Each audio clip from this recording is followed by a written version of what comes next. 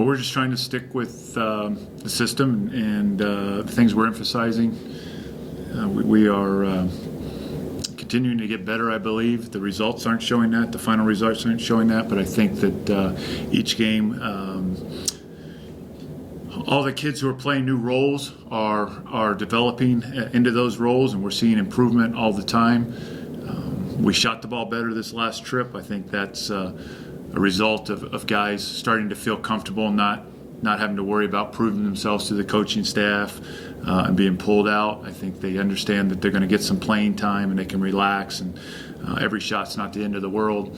So we shot it from 3 better against Central Washington. Our 2-point percentage wasn't great, but then we shot it well from both the 2 and the 3 on Nazarene, but our defense let us down. And that's the second time that's happened. Our 2 best shooting games, I believe, have been Holy Names and Northwest Nazarene, and in both of those our defense relaxed because we were making shots. So our stress for the week is that when we're playing well offensively, we still have to do the things defensively that were allowing us to stay in games in the past. And if we can do that, then the victories will take care of themselves. But we have to be more disciplined defensively when we're having some success offensively instead of relaxing.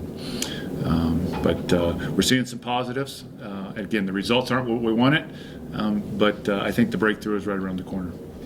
Rusty, how tough is it going forward without having lost Lampkin and Malik for the year? Well, I mean, it makes no difference because they're not there, and we have to deal with what we have, and we've shown that we have enough to win basketball games. We just haven't pulled them out. Since they've gone out, we've played 4 games and we've lost 4 games by a total of 10 points. And our problem is with our inexperience. We're not used to playing in close games late. They just don't have that experience, and that takes time. Brendan Reimer is gone from playing 13 minutes a game to 28, 29, and you just don't jump into that as a freshman and make all the right decisions. We had 39 turnovers over our last 3 games. I think 2 overtime games, that's 130 minutes. But in the last 2 minutes and in overtime, we've had 13 of those turnovers. So a third of them have come in about 14 minutes, and the other 2/3 have come in 116 minutes. And so we've got to take better care of the ball in crunch situations. Last 2 possessions at Central Washington, we didn't get a shot. We turned it over.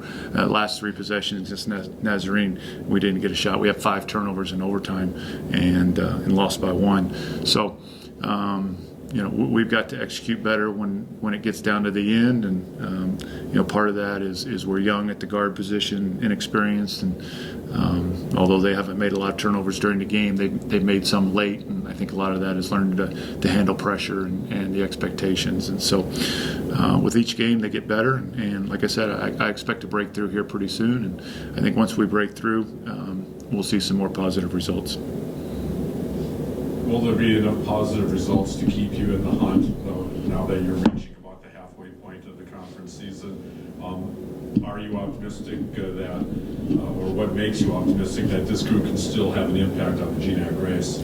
Well, I mean, we're only 1 game out of a playoff spot right now, and we've got 2 more games. We've got 12 more games left. That's a lot to play, and we've just got to turn a few possessions around here and there. I mean, like I said, we're basically 10 or 11 points away from having 1 loss. I mean, so for us to think anything other than the fact that we're going to be a factor would not be the way to go forward. I think that we got 12 games. We've shown we've competed or won in every game except 1, and that was the Western Oregon one. That was a tough one. We were playing without DJ and Jacob for the first time at that point.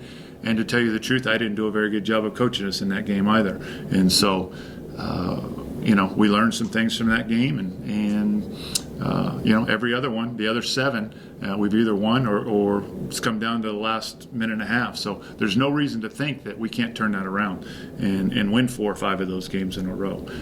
But if you don't think you can, you're not going to. And our guys are, again, we're practicing. We haven't given up. There's nobody who's given up. Yeah, we have some times in practice we're not doing great, but that's not because we've given up on the season. It's just young kids learning, and so we're excited about Simon Fraser game on Thursday and see if we can break through with another win.